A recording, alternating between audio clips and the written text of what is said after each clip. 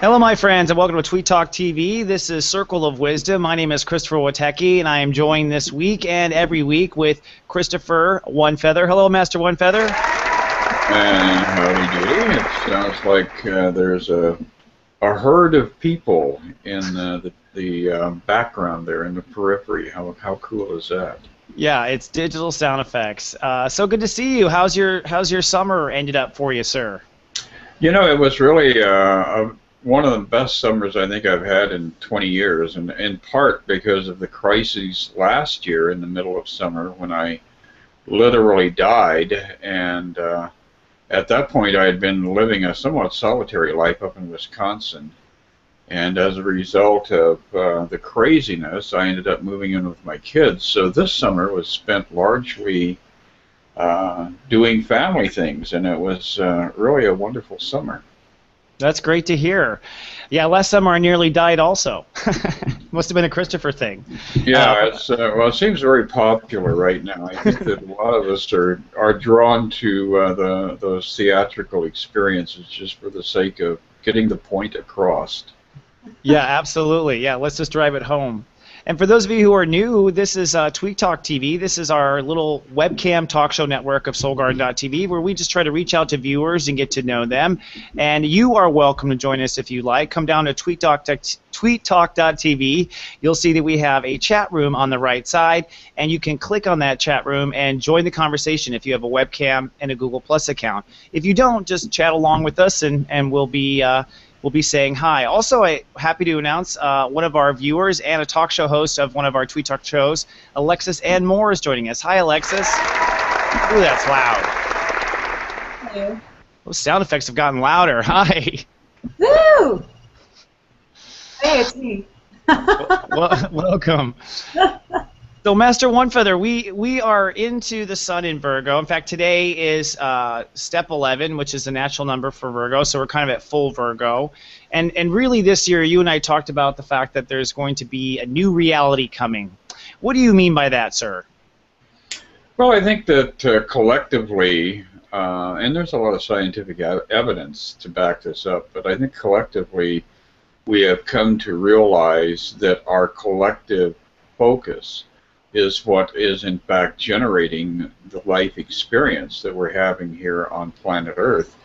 And it's like the 100 monkey theory, which is pretty much beyond being a theory now. It's pretty much largely accepted in scientific circles as well as in metaphysical, spiritual circles, that when you get, 99, 98, 97 monkeys that all have that same thought, that same intention, that same recognition, you're close to hitting that threshold.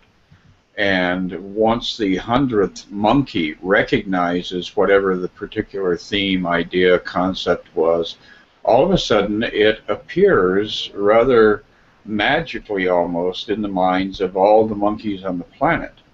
And so I think that we as human monkeys are about to experience a collective epiphany and the sudden realization that everything that we've been taking for granted for centuries is not necessarily built on actual fact. That we have created a mass hallucination, and in the midst of this hallucination, we have generated a lot of trouble, a lot of turmoil, a lot of struggle, a lot of war, and all of these ills that we associate with the human experience. And suddenly it's occurring to a lot of people, especially thanks to the internet, which has become an amazing force in the evolution of human consciousness. But nonetheless, it has put us on the precipice of having some very big ideas about life and love and the potential to have a life that is built on the idea of ease and comfort and joy become seeded into mass consciousness, so that all of a sudden people all over the world will wake up one morning and realize, oh, I don't have to beat my brains out. I don't have to kill my neighbor. I don't have to defend my little pile of ruples here in the corner.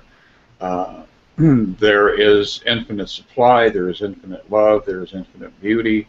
All of these things are available to us, and I don't have to live a life of being defensive or aggressive or purely hedonistically physical, you know.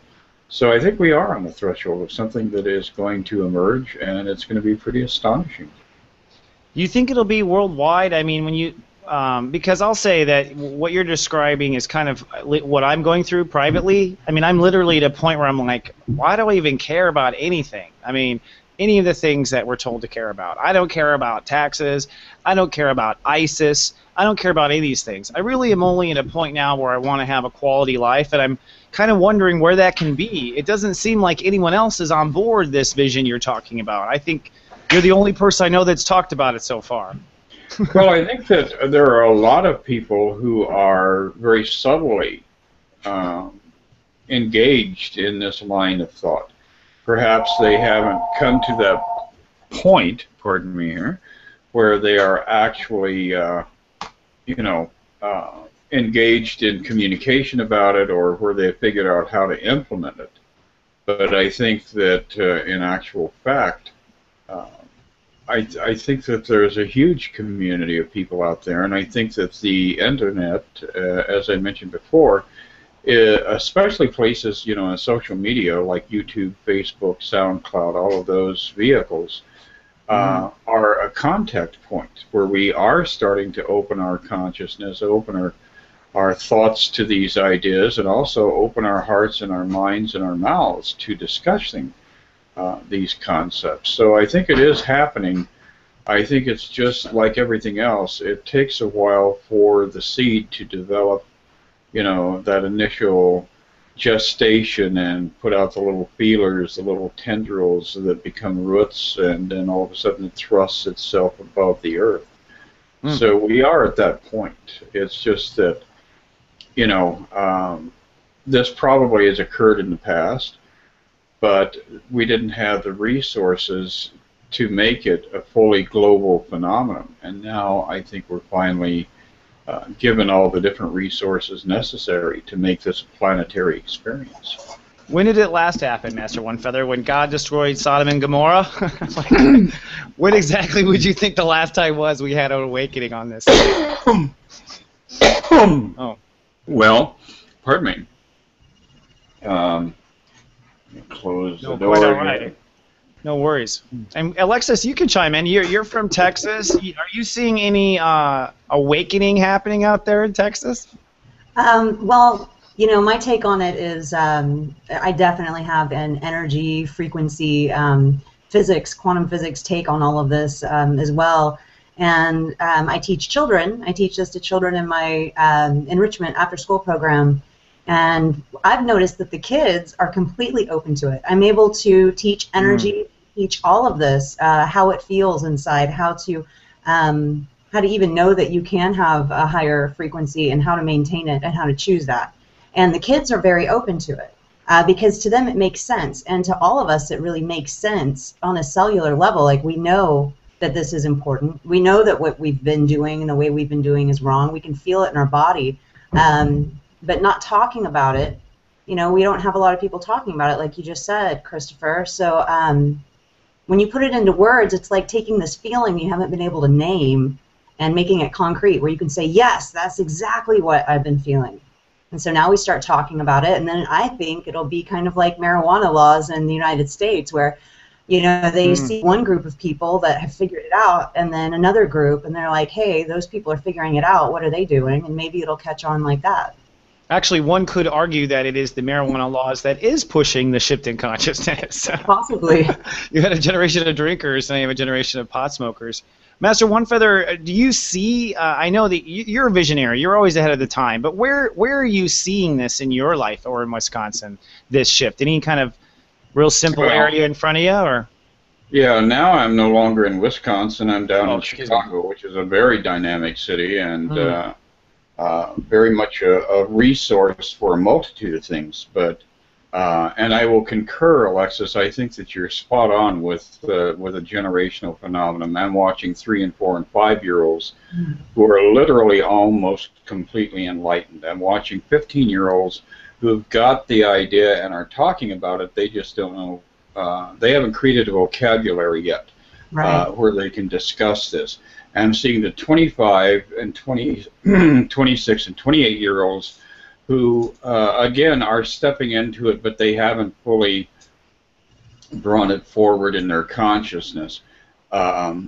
So I think it is, I think each coming generation is in that process of stepping into this new reality that is occurring. And to address your previous question, Christopher, I think perhaps the last time we saw the potential for a global awakening occur was in fact at the birth of this nation. I think the original seed was there.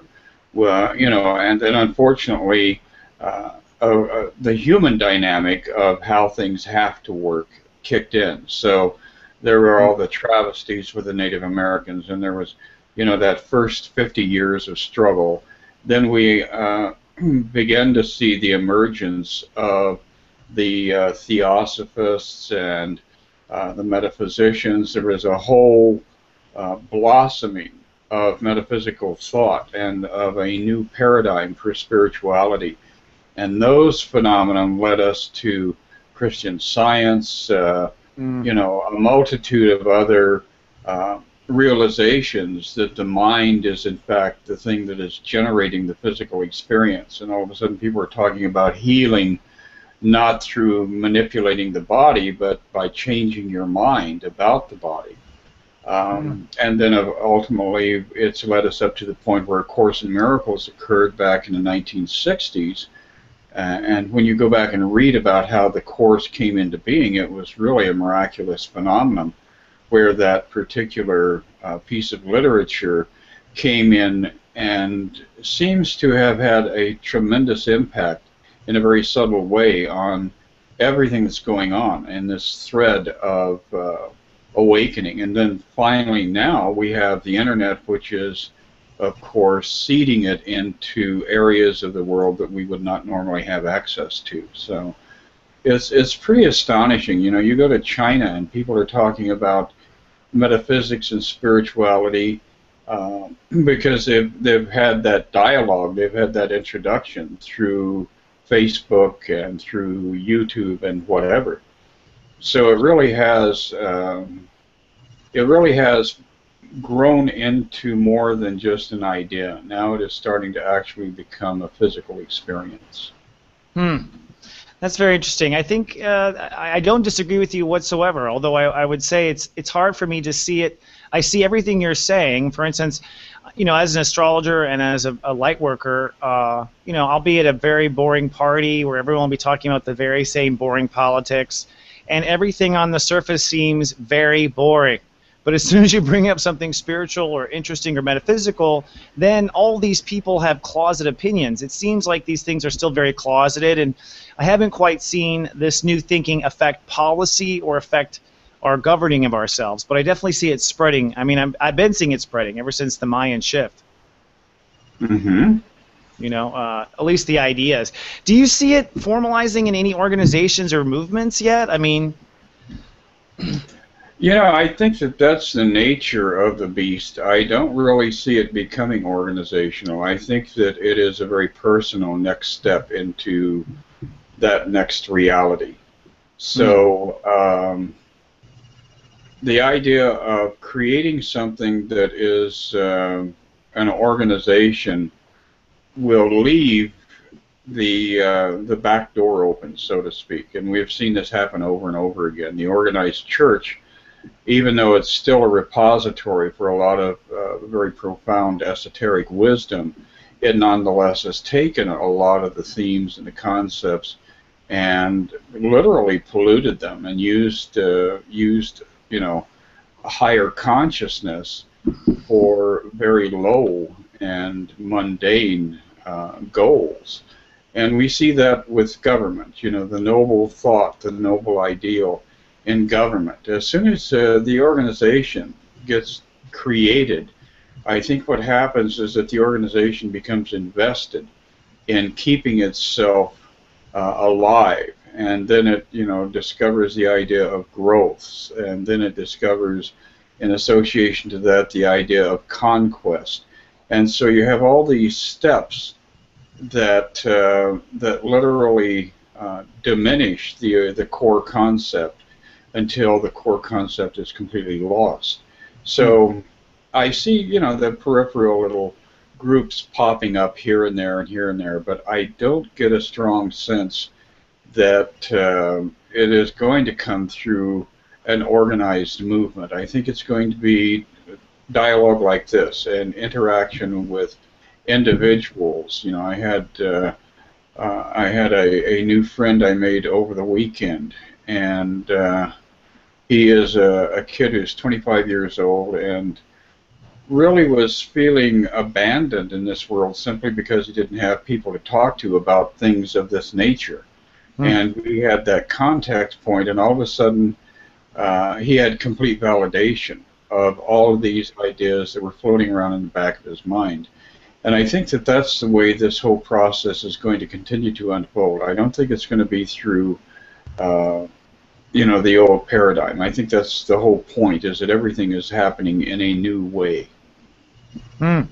Well, not to be devil's advocate, but it seems, looking at the headlines of the mass greedia, that we are kind of going down the same parallel path that we did the last time Jupiter was in Leo.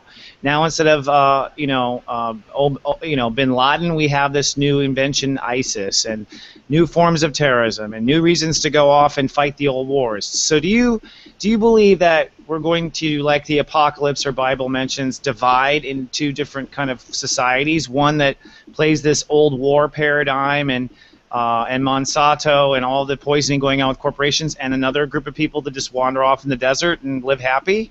You think that's going to how it's going to unfold? Well, I think that as long as we're attached to this physical reality, you're always going to have duality. Okay. That's the whole thing. I think that when we have allowed or not forced, but cultivated our consciousness to the degree that we become fully self-realized, that we step out of our physicality, because there is one thing that the physical body is always going to give to you, and that is death. And that is the one element that is in absolute contrast to our divinity, because every religious order, every religious philosopher has gone back to that core concept that God is life. Now, if you are living in a state of imagining yourself to be separated from God, then you are experiencing this repeated experience over and over again. You incarnate, you're a material person, you're living in a body, you're separate, you have to defend yourself, you have all this need for aggression, hostility, whatever. But ultimately, it leads you up to that final portal where you croak. And that really is the core essence of the difference between realizing that we are light beings, we are composed of something even beyond energy. Everybody is always talking about energy, energy, energy. And I think you have to even penetrate that veil. I think that the truth of our being is so profoundly magnificent and perfect and indescribable that ultimately the whole idea of energy is that final step you have to take, and you have to cross the barrier through the idea of energy to arrive at the point of totality. And I think that this is not going to happen in the next 12 days. It's just simply not that kind of process. It took us a long time to even get to the point where we have awakened enough to recognize these subtleties. And now we have an equally great or greater distance to go before we are fully self-realized, and before we're actually entering into what most of the prophets have referred to as the kingdom of heaven, which is that state of ecstatic being, where you are in a state of joy, where you are in a state of completion, where you have no needs. Right now we have this idea of varying degrees of life, and it's really kind of humorous because you know, the idea that it's better to eat grass and wheat and barley, etc., than it is to eat a cow or a pig or a horse or whatever. You know, if you're really honest with yourself and you step back, you realize, oh, this is still vampirism. I am absorbing the life out of the things around me. And I think that our ideal, I think that our ultimate goal is to become that which generates life and exhibits life and expresses life and shares life with everything around it. In other words, we're no longer being the vampires taking life in order to sustain our life. We suddenly become like the center of the solar system. We're like the sun. We are the generator of life, and we exhibit that in a very profound way because we give life to everything we encounter. Hmm. And you see that happening in a duality on the Earth? No, I'm saying that the whole point is to resolve the duality on this Earth in order to be able to arrive at that place. And that's really the heart of the journey. All right, and that's what I guess I'm wondering. It's like, I guess as a person who's always wanted to help out, it seems that there are people who are locked into the physical experience and don't wish, aren't ready, whatever. And in the meantime, as I wonder what we're supposed to do. Like, well, should we go over here? We're doing it. Okay. Absolutely, I think we're doing it. I think that the only way you can get the entire audience to awaken is, number one, you have to nudge the guy next to you sitting there engaged in the dream. And that's what our communication is about now. And that's once again why I keep putting emphasis on the internet. Because even though the internet is a great source for spreading doom and gloom, it's also, the source that is available to those of us who are starting to awaken, to seed into mass consciousness that idea that there is a better way to live life, and that the content of our life is not to aggrandize ourselves, our personal selves, consume everything we can get our hands on, and then drop dead on a pile of, beautiful clothes, wonderful cars, and bank accounts. I mean, that really is a dead-end routine, and we see it happening over and over and over again, and it hasn't worked for, millennia. Mm-hmm. There's no question. But the alternative to me is to wear skinny clothing in a tropical environment and just unplug. It seems to me there's no two. It's either you're gonna get locked into it, and either for me as a person who's a light worker, I feel that I get locked when I go on the internet. I get locked into trying to help people escape that dream, which in that process I'm not really living a quality life, chasing around telling people that they're not living a quality life. It seems to me like if we were to evolve, it's kind of like almost a Hindu thing. We just go into the mountains and quietly enjoy each other until we die. Remember earlier today we were having a conversation about frequencies, about dimensions. Okay, so before I go off in that tangent, it seems to me, it's been my personal experience just in life as a life scientist, that the entire point of living is that it's just a game to see if, when you're done, if your frequency, your energy, the electricity that leaves your body when you die, that is moving information, that is you when you die, is it light and the highest frequency that you can obtain while you're alive? I know that when I feel full of joy and love, I am definitely resonating at a higher rate than when I'm feeling bummed out about life. And it seems to me like getting from point A to point B and still maintaining that light and that loving frequency is the entire point, because you can't take all those clothes, the pile of clothes and all of those things. And also, so that's the game to me. But also, there's a bit of an ego involved when we're deciding that it's time to make all these other people change, because that's the path that they've chosen for some reason. But what you can recognize is that it doesn't feel good to you. So you say, yes, I see that option. I do not accept that option in my realm. And just like the Native Americans on the beach, when the ships came in, they couldn't see them because they had never fathomed anything like that. It didn't even register in their frequency realm. They couldn't even see it. They saw straight through it. It would be kind of like the same thing. So if you have been associating in this world that's a lower vibration, and you elevate yourself to a higher point, you're not even going to be able to see or be around all this other stuff. You're going to be up here where all of this exists. And just like the negative people too. So I think if we as a people raise our vibration up by feeling love and joy and playing and all of these things on an individual level, we will spread out like the 100th monkey that OneFeather was saying earlier. And it'll touch on one person at a time until there might be a world over here where all these people are fighting each other. Then there's this world over here where all the happy people are coexisting in a wonderful way. And so maybe they can both exist in that duality. Well, that's the thing. Is there a world where all the happy people are coexisting? Because I haven't met them yet. That's my point. It's like when I go into that elevated state of being that we're all talking about, I find myself alone with God. No one else is there.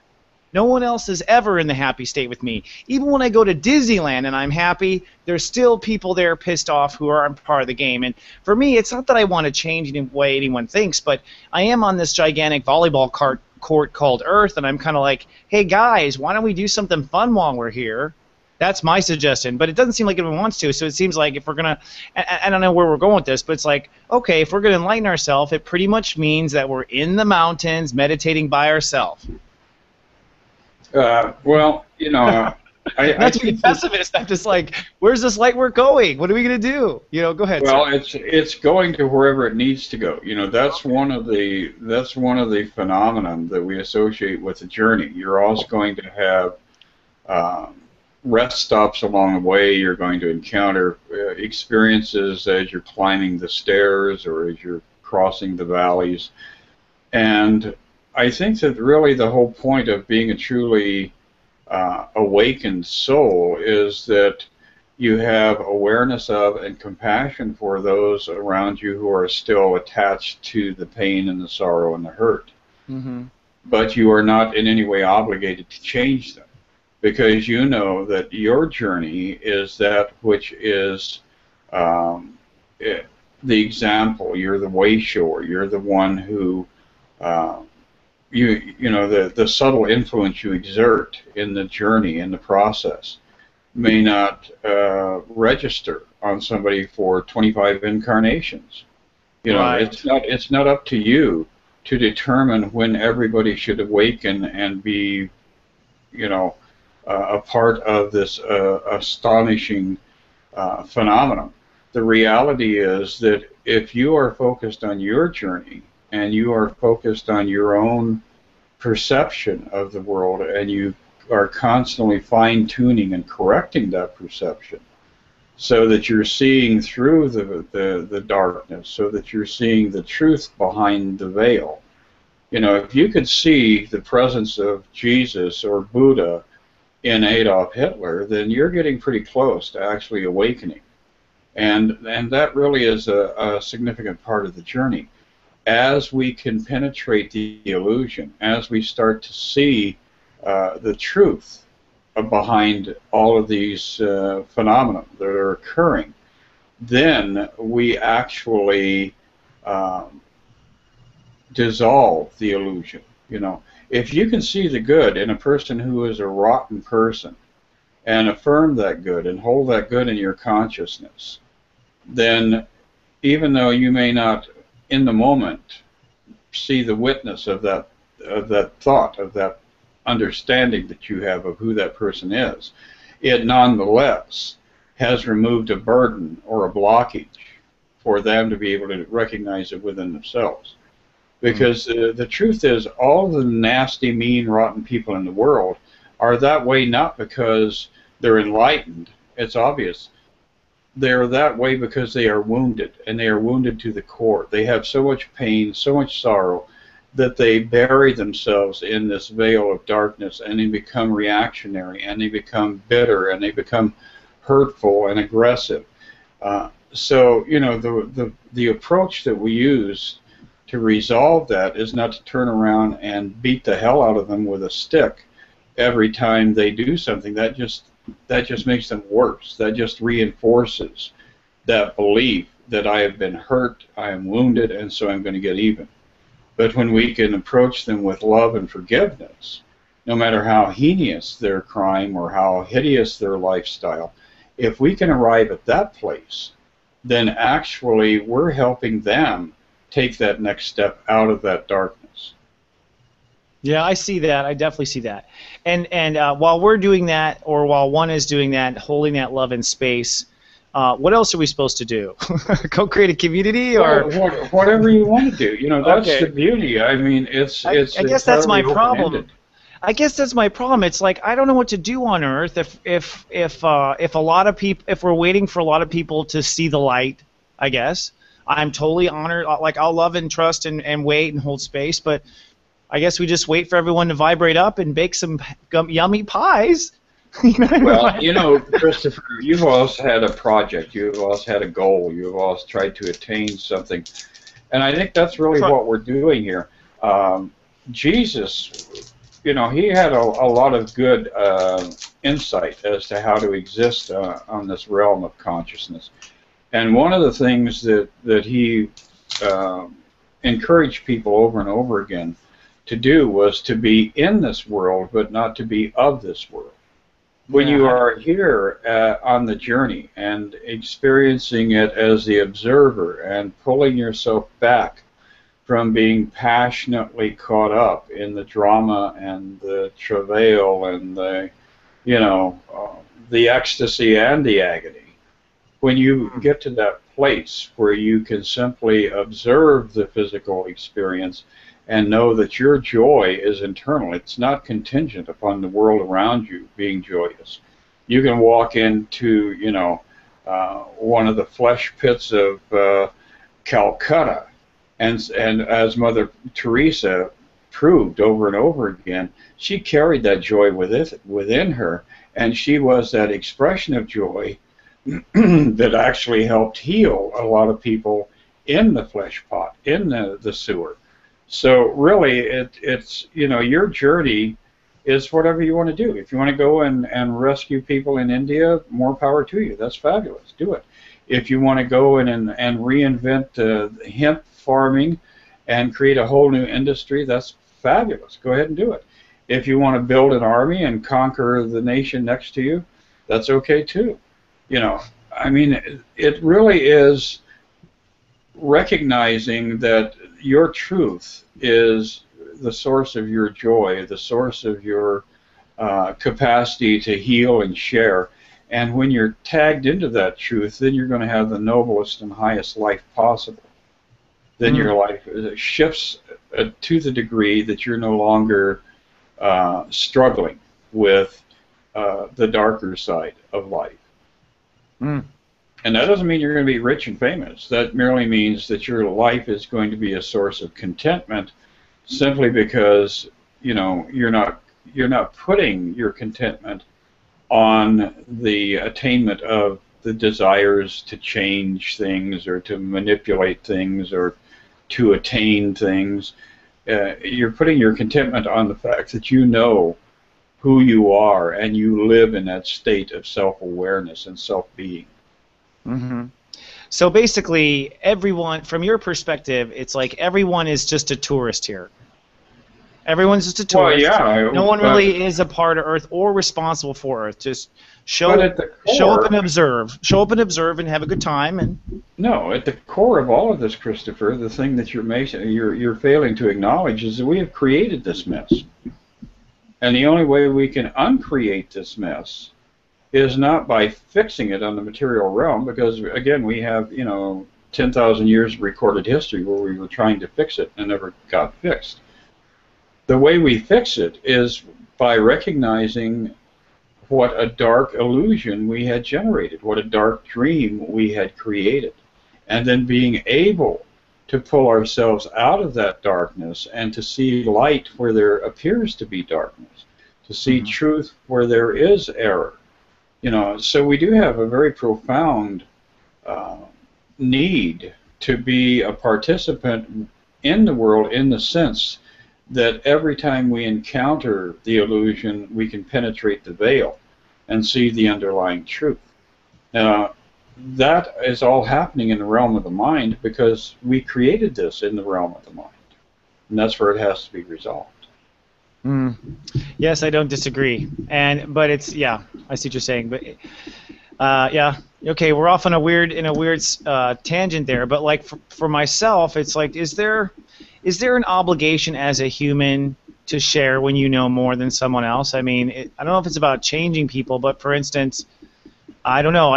Maybe that's what's wrong with me. For instance, when I see that people are being lied to by an organization or whatever, and I know they're being lied to from my own experience and education, it's like, this is where I'm confused as a human. Am I meant to just be an observer and watch them go through the ignorance and the lessons? Am I meant to reach out and say, hey, I know more than you may know, brother, and make your experience easier? Or do I just worry about my vacation and make sure I get my lunch at noon? You know, like this has been back and forth, you know? I think the big thing that we all have to do is recognize that everybody is where they are because they are there by a series of choices that landed them there. Mm-hmm. So if you're a Muslim who is engaged in ISIS, okay, you're there because not because of circumstances that forced you to be there, but because your belief that life had conditioned you to be there is real and alive in your mind. And that synchronicity exists all throughout the universe. Everybody is exactly where they are supposed to be at this precise second in order for them to get the stimulant, the acknowledgement, to learn, the input, whatever, that will cause them to take their next step.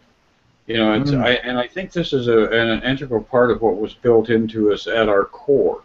You know, when we are told that we were created in the image and likeness of God, if God is pure and is good and is perfect, then that's our core essence. And I think that is also going to ultimately condition circumstances around us so that we show up at the right place at the right time to have the experience that will open the next portal that we can step through. So once again, it's not up to you to create a crusade unless you feel like that is a necessary thing in your life to go out and rescue all these people, and then you will attract all the people who need to be rescued at that moment in time.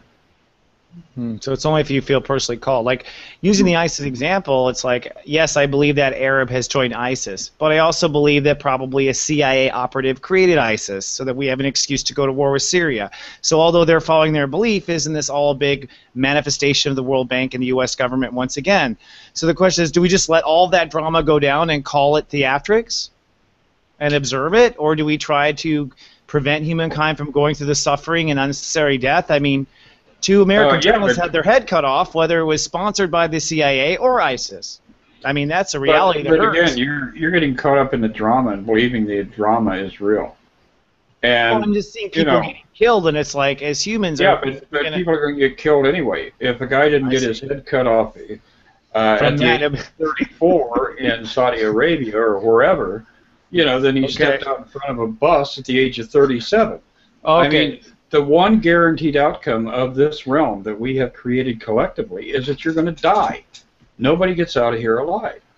See, and that's because we're attached to our physicality, and we're attached to all of these ideas. We're attached to all of these beliefs, and that's the only way out, is to release your attachment to all these ideas and beliefs about good, bad, right, wrong, up, down, black, white. All of the belief systems that we have created here keep us engaged so that we get on our little cart and we ride through the tunnel and we come out and boom, the hammer falls and we die again.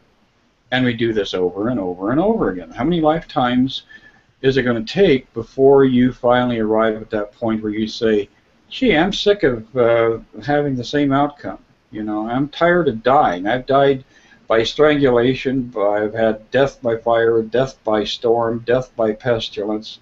How many times can you die before you realize maybe there's something flawed in this attempt on my behalf to outwit this. I had a thought the other day. It was kind of like a visual thought of waking up from it, taking off some virtual reality glasses with all of in a room full of my like soul family people going, oh, wow, I made it to the end. Man, that level 5 was a bitch. You know, like, oh, God, none of it was real. It was just how'd you get past level 5? You know? Mm-hmm. Oh, is that where all the people were dying in Syria? Yeah, that one sucked. Well, all the people are dying all over the world. Yeah. All the time. I had thought do when I was a kid that philosophically speaking, the only thing that I know for sure is that the observer in me exists. I don't know that you exist. I mean, really, on a psychological, philosophical level. I don't know 5 minutes ago existed rather than being just an implanted memory in my mind that I'm reacting to. But I know that in this moment, my observer is feeling stuff. So what do I want to experience right now? Whenever I don't know what to do, I just ask myself that. Well, that's what I'm saying, Master OneFeather. It does come down to just enjoy your time here on Earth. That's it.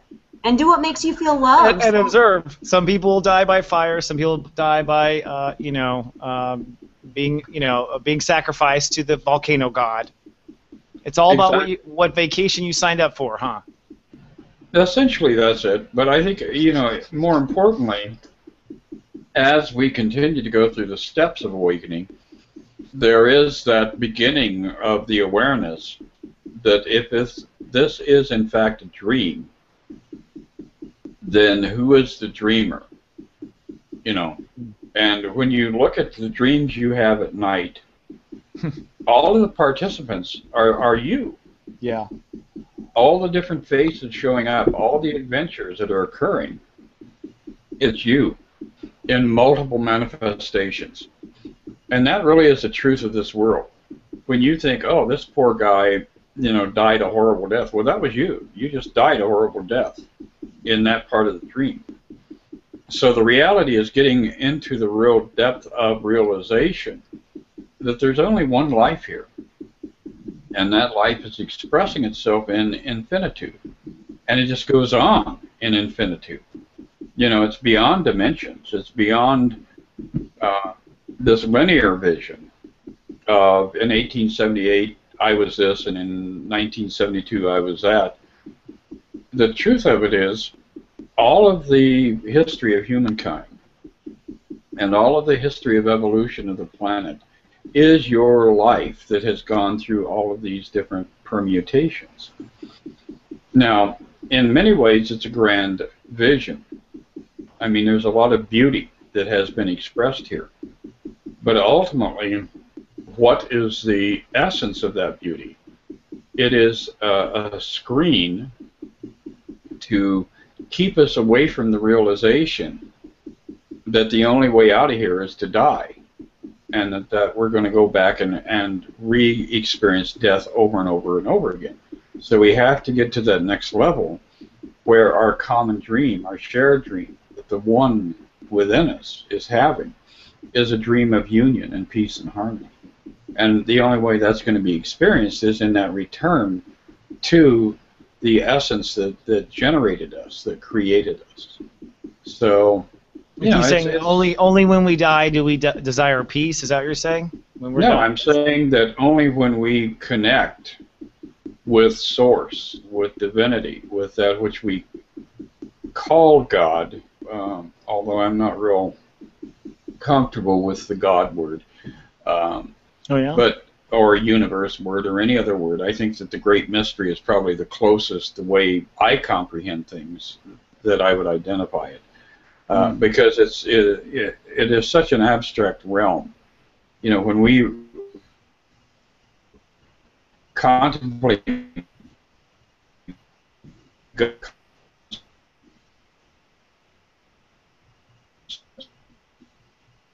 term of God is so found, and the level of joy and peace and harmony within that experience of the God nature is so astonishing.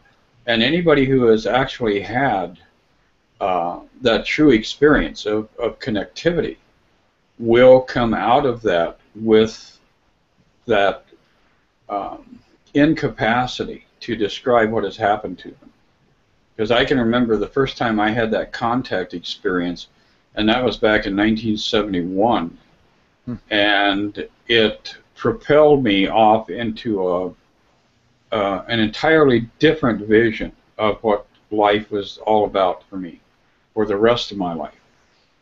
If I could sit down and talk to you for 10 days nonstop and really not be able to share the experience as I experienced it, because that's how profound and how deep and how multi-level it was. And so I think that if you're pursuing, this kind of an experience, if you're really wanting to have that experience of that first contact, your meditation is definitely the avenue that you want to work on. I think I've had profound examples of that in a couple of dreams, to where whatever was beyond this veil was much more interesting than what we're experiencing here on Earth. That's for sure. Yeah, and again, as Alexis had mentioned, we slide into dimensionality too, because from this dimension there are an infinite number of other dimensions to get caught up in the same illusions. Some are much happier, some are much darker, but essentially the whole package is created around the idea of ultimately creating or experiencing that complete state of reunion, where there is no sense of self at all, and you are fully conscious, you are fully aware, but you are beyond this idea of self that we're currently manipulating and playing basketball with. And I am so enlightened here that you can't you're even overwhelming. see me. Yeah, I think you've returned to Creator or the unknown. Apparently.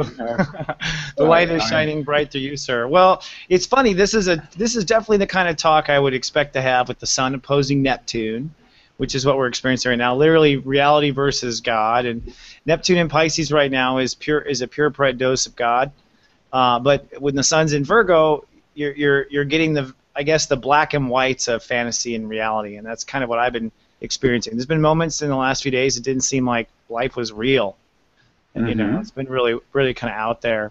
Well, Christopher, the other thing that you can go back to and at least take a little bit of a peek at is the fact that I really encourage people who are into astrology to quit fractionating themselves by saying, oh, Mars did this and Venus did that, and this is what I did because of this planet moving in this direction.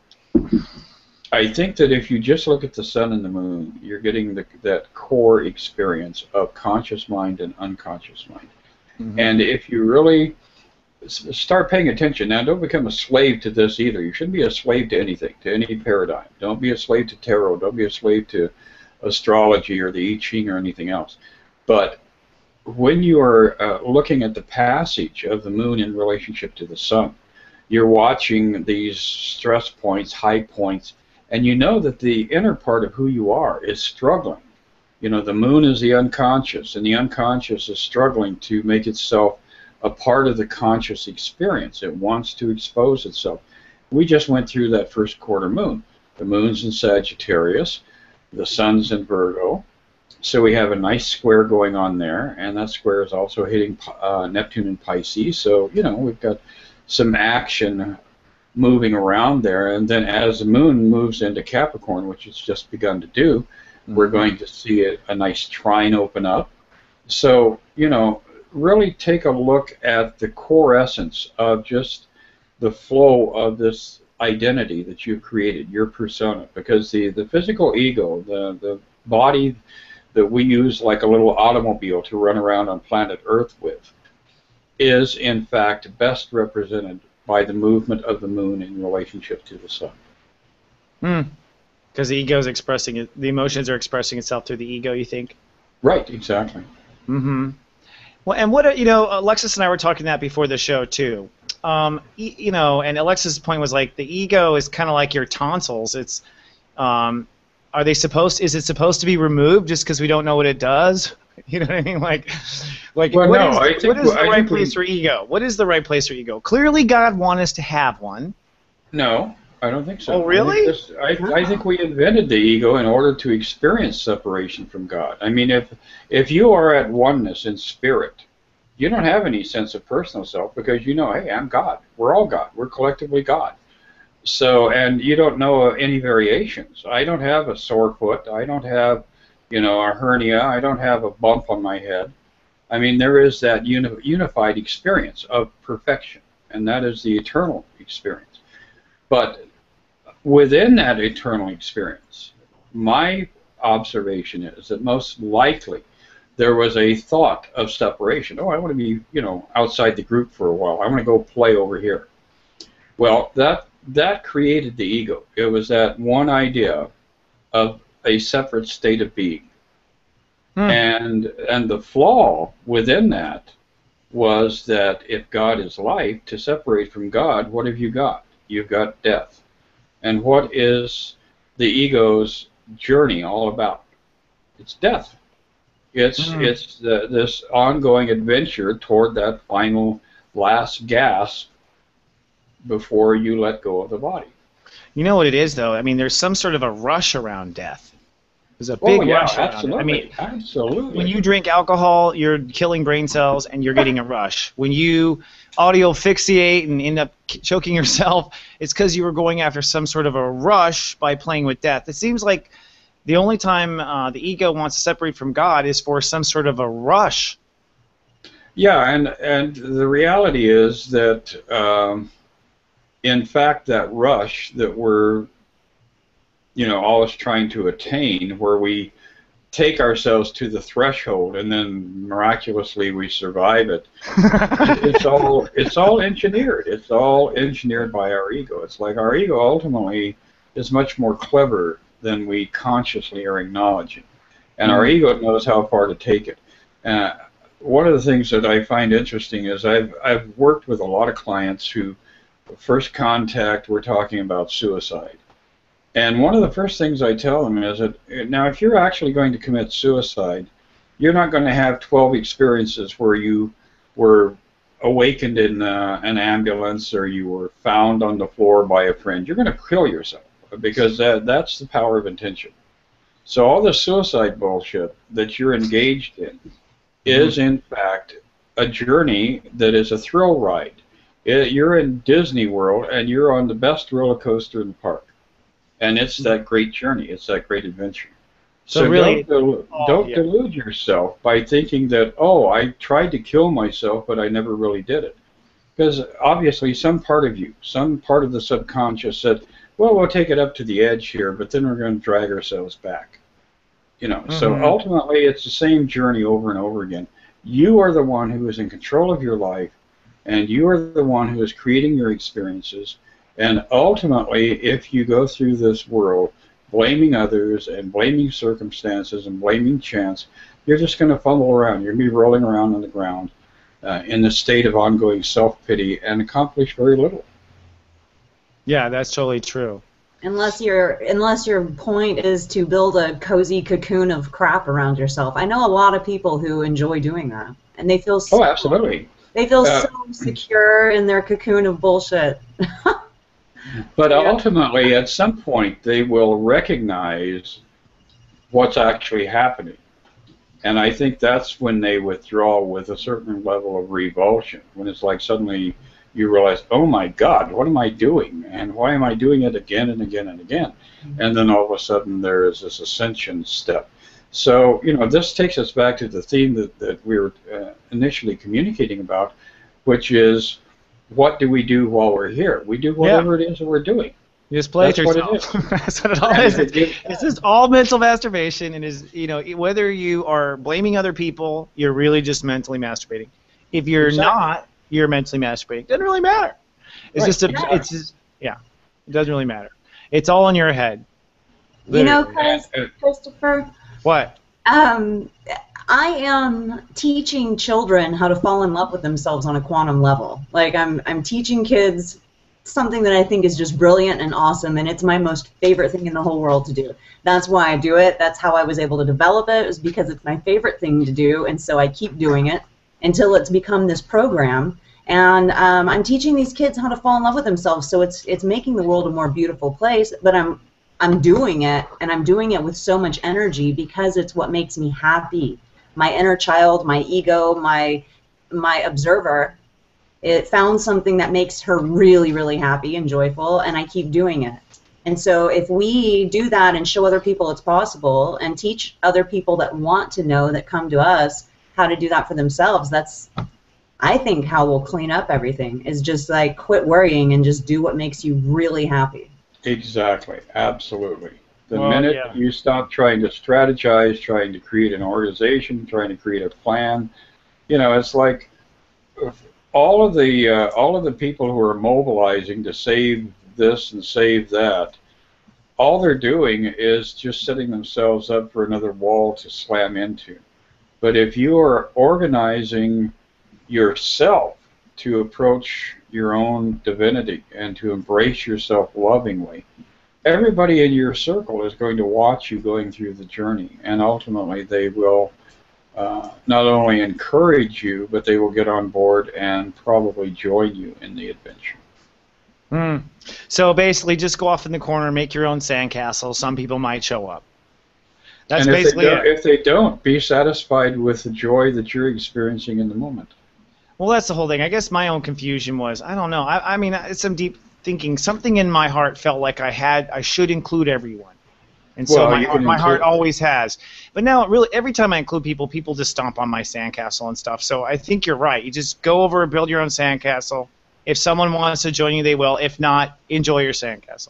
Right. Well, and if you're building a really great sandcastle, the cool thing about this like magical reality that exists in the universe is that when you build that really great sandcastle and you step back and go, wow, that sandcastle is awesome, like you'll just magically appear all around you a bunch of other really awesome sandcastles that other people have been building right next to you the whole time you didn't even see, you know? You have to get up to that level where you are in love with your own sandcastle, and then you'll see that you're surrounded by lovely sandcastles the whole time. All right, I'm going to hold you that, Alexa Sanmore. In fact, a good wrap-up point. We'll see. I'm going to go build my sandcastle. We'll see if there's any sandcastles around it when I'm done. Master OneFeather, thank you so much for this elusive Neptune discussion. It's always great to talk to you, sir. Well, it has been a real pleasure, and hopefully we'll continue to develop themes like this so that other people can discover that inner need to build their own sandcastle. Yeah, to build their own. And we're gonna talk sandcastles every week. This is Circle of Wisdom. It will be on the air at 5 p.m. Eastern every week here at tweettalk.tv. Anyone is welcome to show up and jump on camera here. Again, come to Tweet Talk. We'll show you how to do that. And soon we'll have a reservation system. I also want to invite you mothers out there, any mother or parent out there, we have a new show coming out with Alexa Sanmore and Jennifer Perry as the host. It goes live at 7 p.m. Eastern. That's in 2 hours or 1 hour from now. Alexis, do you want to throw out there what Modern Mommies is talking about today? Today we're going to be talking about attachment parenting. The good, the bad, the words of advice after years of experience, and a few other topics. So join us live in the chat room as well. Master OneFeather, if you have any attachment to attachment parenting, you are welcome to attend that show in an hour. Well, actually, I have got a grandson that is going to be demanding food here, so I will be He's committed to slinging hash in the kitchen. Well, no worries. We'll see you, sir, a week from today. And everyone else, thank you so much for watching our show. We'll be back in 7 days. All mothers, come online and join us in about an hour. Until then, my friends, live, love, be. Ooh, it's loud. That got louder.